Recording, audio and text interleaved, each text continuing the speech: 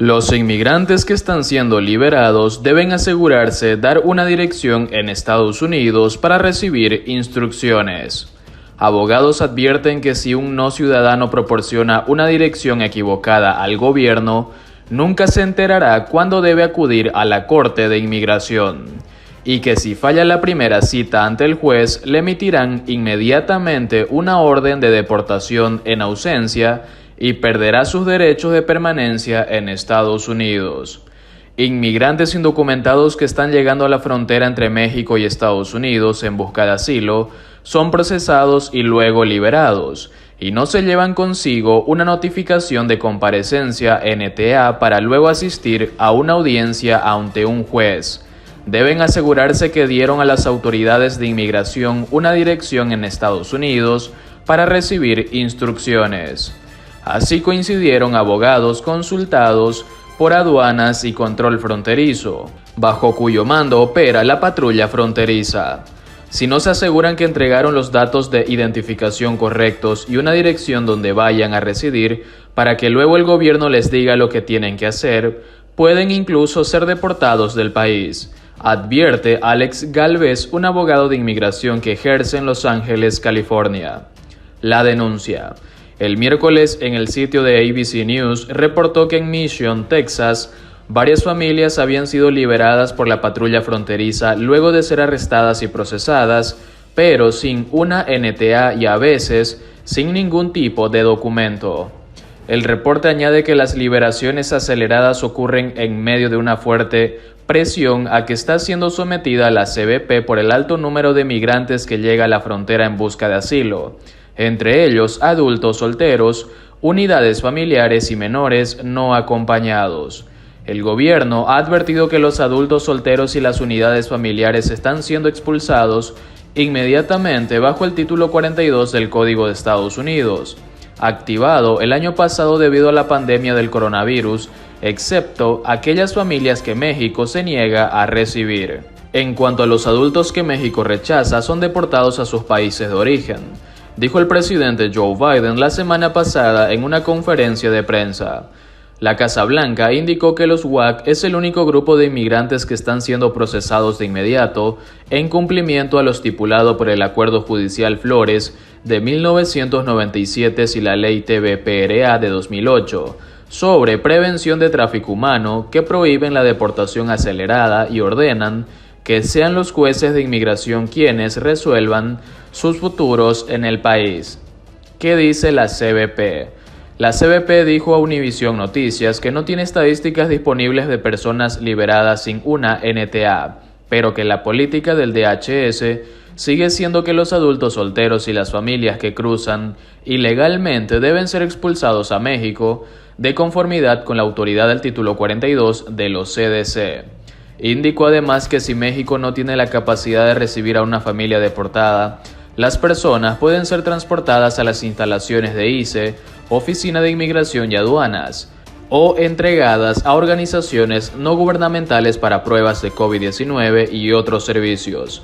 En cuanto a las personas liberadas, la agencia dijo que reciben una NTA para que asistan al tribunal o un documento legal con instrucciones para presentarse en una oficina de ICE para su posterior procesamiento de inmigración. Precisó además que los agentes de la patrulla fronteriza completan el procesamiento mediante la recopilación de información biométrica y biográfica, incluida huellas dactilares, fotografías, números de teléfono y una dirección en Estados Unidos, y realizan una verificación de antecedentes para identificar a los delincuentes u otros malos actores, quienes son rechazados por inadmisibles en Estados Unidos, caso por caso. En cuanto al procesamiento de familias y menores, la CBP dijo que todos son evaluadas caso por caso para obtener más determinaciones de custodia. Los requisitos legales de Estados Unidos, los protocolos de COVID-19 de los CDC, los cambios en la ley mexicana, la capacidad de retención en Estados Unidos y la situación de salud del individuo son factores que afectan las determinaciones de liberación, agrega. La agencia federal explicó además que el proceso para proporcionarle a alguien una NTA con frecuencia toma horas, lo que contribuyó al hacinamiento en algunas instalaciones de la patrulla fronteriza. Debido a estos problemas de capacidad, CBP comenzó recientemente a procesar a algunas personas con un formulario diferente, conocido como I-385, que lleva menos tiempo. Indicó además que para reducir la confusión a partir del 24 de marzo, incluyó una anotación en el formulario que les proporcionaba a estas personas un aviso para que se presentaran en una oficina de ICE para comenzar sus procedimientos de inmigración. Las demoras con la Corte de Inmigración EOIR obedecen principalmente al alto número de casos acumulados que sobrepasa los 1,3 millones de expedientes. La CBP también dijo que a todas las personas que les tomen las huellas dactilares y una fotografía, y que todas las personas liberadas con el formulario I-385 se sometieron a pruebas de COVID-19, además de otros servicios proporcionados por ONGs. ¿Qué dicen los abogados? Los abogados consultados dijeron que es muy importante que el inmigrante le proporcione al CBP una dirección en Estados Unidos donde le envíen información y usted la reciba. Si no dieron una dirección correcta cuando los liberaron bajo palabra, entonces usted jamás sabrá cuándo tiene que presentarse al tribunal ante un juez, dice Galvez.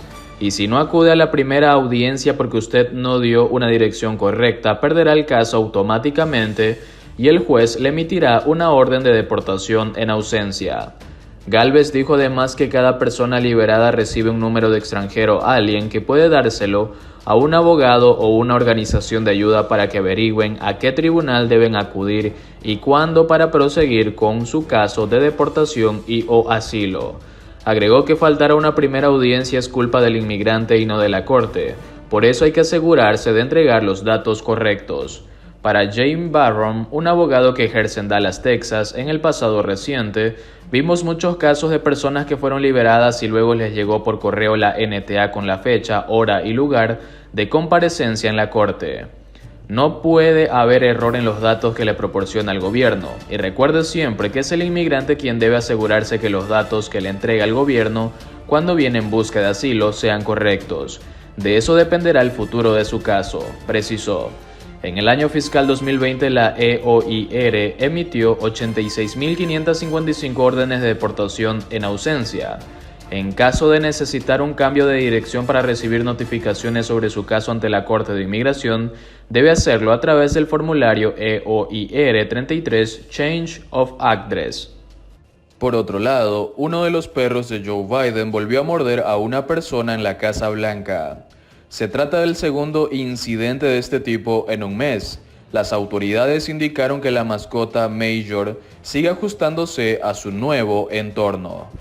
Major, el perro más joven del presidente estadounidense Joe Biden, volvió a morder a una persona en la Casa Blanca, el segundo incidente de este tipo del mes, informó el martes la residencia presidencial. El perro mordió a alguien durante un paseo el lunes, dijo Michael LaRosa, secretario de prensa de la primera dama Jill Biden, y añadió que el can sigue ajustándose a su nuevo entorno. El individuo fue atendido por la unidad médica de la Casa Blanca por precaución y regresó a trabajar ileso, señaló LaRosa. Major había sido visto por reporteros durante un paseo antes de que el presidente y la primera dama viajaran al Memorial de los Veteranos de Vietnam el lunes por la tarde.